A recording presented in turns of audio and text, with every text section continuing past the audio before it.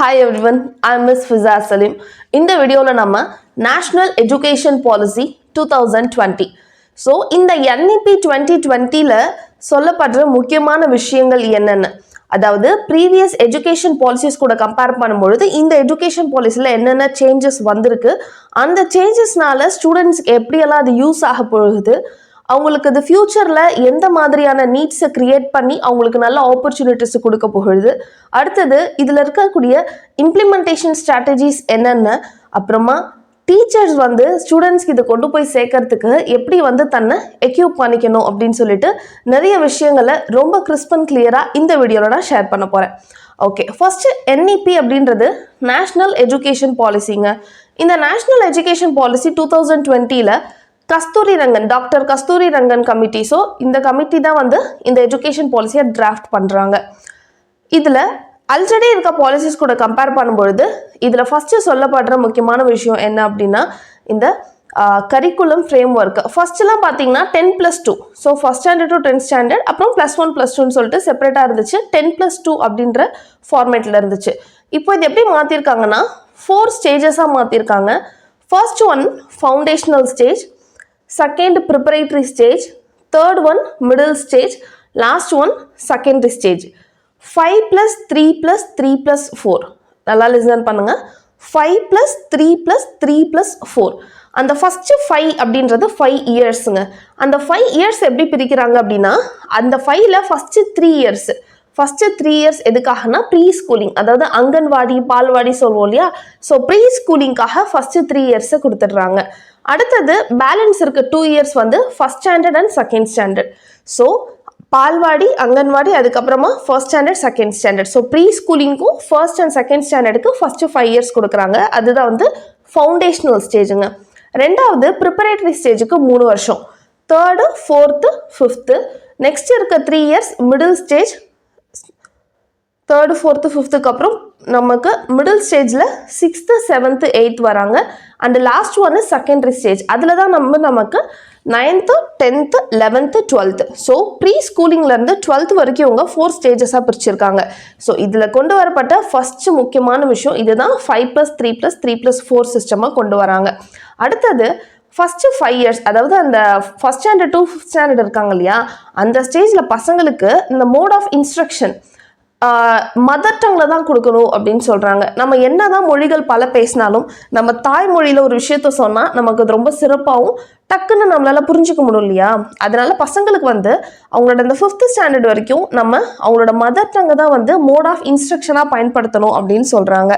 அடுத்தது 6th ஸ்டாண்டர்டுக்கு அப்புறமா அந்த 6th 7th 8th, so great 6லேருந்து 8க்குள்ளே இருக்கும் பொழுது பசங்களுக்கு நம்ம வெக்கேஷ்னல் ட்ரைனிங், அந்த வெக்கேஷ்னல் ட்ரைனிங் அப்படின்றது பாட்ரி மேக்கிங்காக இருக்கலாம், இல்லை கார்டனிங்காக இருக்கலாம், இல்லை ஏதாவது கார்பென்ட்ரி ஒர்க்கு, மெட்டல் ஒர்க்கு.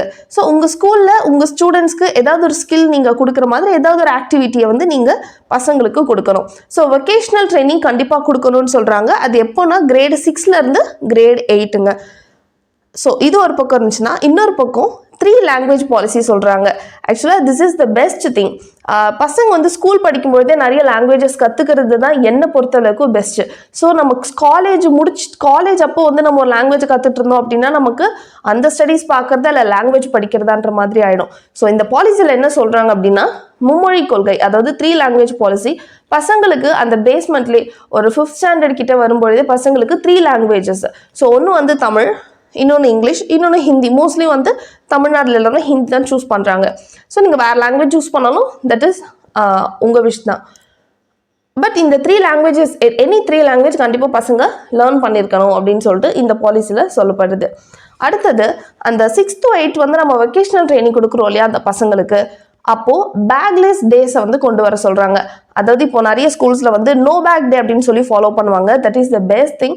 ஏன்னா பசங்களுக்கு தினமும் பேக் எடுத்துகிட்டு வந்துட்டே இருப்பாங்க இல்லையா ஸ்கூலுக்கு, அவங்களுக்கு ஒரு நாள் வந்து நம்ம நோ பேக் டேன்னு சொன்னால் கொஞ்சம் ஜாலியாக வருவாங்க. ஸோ இந்த பாலிசியில் என்ன சொல்கிறாங்க அப்படின்னா அந்த கிரேட் 6லேருந்து கிரேட் 8, இந்த 6, 7, 8 இருக்காங்க இல்லையா, அப்போது நம்ம அவங்களுக்கு அந்த வெக்கேஷனல் ட்ரைனிங் கொடுக்குறோம்ல, ஸோ அந்த டேஸை மட்டும் நீங்கள் பேக்லெஸ் டேஸாக கன்சிடர் பண்ணுங்கள்.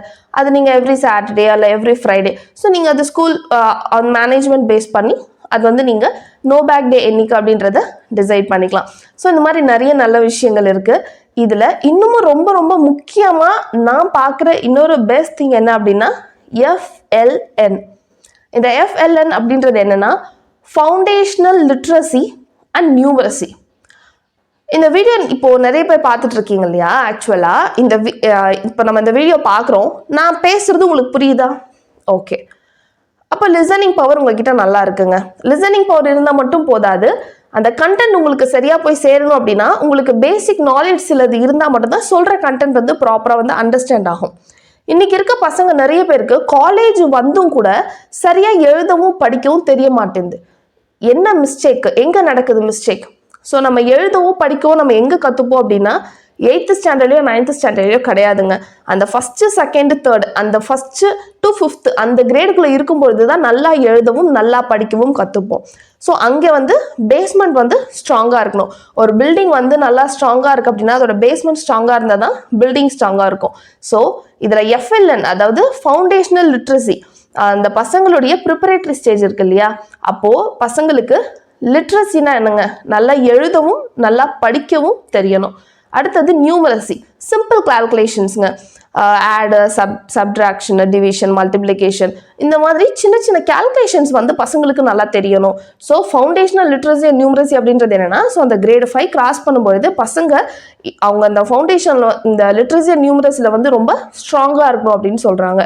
ஸோ இந்த மாதிரிலாம் பண்ணுறதன் மூலமாக 2030, இப்போ இந்த வீடியோ வந்து நான் 2025 பேசிகிட்டு இருக்கேன். ஆல்ரெடி பாலிசி வந்து 5 years ஆகுது. இன்னும் 5 yearsக்கு அப்புறமா கிராஸ் என்ரோல்மெண்ட் ரேஷியோ வந்து 100% உயர்த்தணும் அப்படின்றது தான் இந்த நேஷ்னல் எஜுகேஷன் பாலிசியோட ஒரு முக்கியமான ஒரு கோலாக இருக்குங்க. ஓகே, ஸோ இவ்வளோ விஷயத்தை இவங்க எடுத்துகிட்டு வந்திருக்காங்க. இது வந்து பசங்களுக்கு எப்படி தேவையுள்ளதாக இருக்க போகுது? ஆக்சுவலாக நம்ம இந்த வொகேஷனல் ட்ரைனிங் பற்றி நான் பேசினேன்ல, 6th-லேருந்து 8th வரைக்கும் அவங்களுக்கு வொகேஷனல் ட்ரைனிங் கொடுக்கணும்னு சொல்லிட்டு நிறைய பேர் வந்து இதுக்கு எப்படி எதிர்ப்பு தெரிவித்தாங்க அப்படின்னா, பசங்களுக்கு நீங்கள் ஸ்கூல்லே வந்து இந்த மாதிரி ஒரு தொழிற்கல்வி கற்றுக் கொடுத்துட்டீங்கன்னா அவன் என்ன பண்ணுவான்?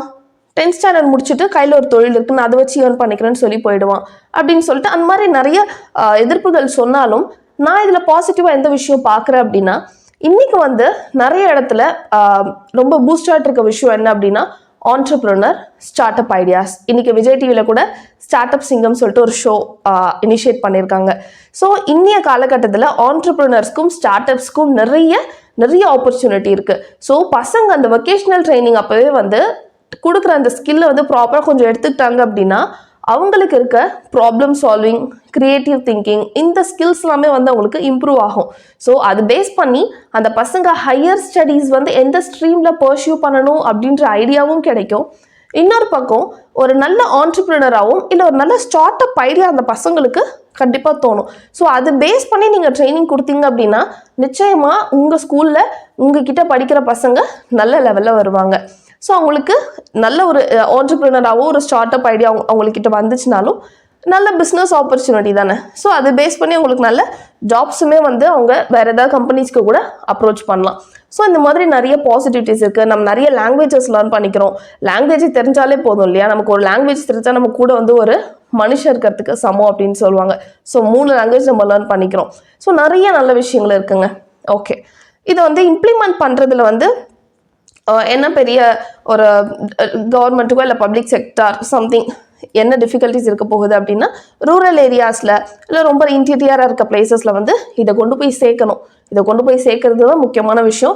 இந்த வீடியோ வந்து பல பேருக்கு போய் சேர்ந்துச்சு அப்படின்னா I am very happy. Okay, இது எல்லாமே ஒரு பக்கம் இருக்கட்டுங்க. இவ்வளோ பாலிசி, இந்த பாலிசியில் இவ்வளோ விஷயங்களை கொண்டு வந்தாலும், இதுக்கப்புறம் ஒரு புதுசாக ஒரு பாலிசி கொண்டு வந்து அதில் நிறைய விஷயங்களை கொண்டு வந்தாலும், இதை லாஸ்ட்டாக ஸ்டூடெண்ட்ஸ் கிட்ட கொண்டு போய் சேர்க்க போகிற ஒரே ஒரு கை யாருடையது அப்படின்னா டீச்சர்ஸ்னுடைய கை தான். ஆக்சுவலாக teacher is the most respected ஜாபுங்க. நீங்கள் டீச்சராக இருக்கீங்கனாலே வந்து நம்ம பெருமைப்படணும். ஆக்சுவலாக இப்போ ஸ்டூடெண்ட்ஸ் கிட்ட யார் கொண்டு போய் சேர்க்க போகிறாங்கன்னா டீச்சர்ஸ் தான். அப்போது இவ்வளோ விஷயத்த ஸ்டூடெண்ட்ஸ்கிட்ட போய் சேர்க்கறதுக்கு நம்ம டீச்சர்ஸ் வந்து எவ்வளோ எக்யூப்டாக இருக்கணும் அப்படின்றத நான் ஷேர் பண்ணுறேன்.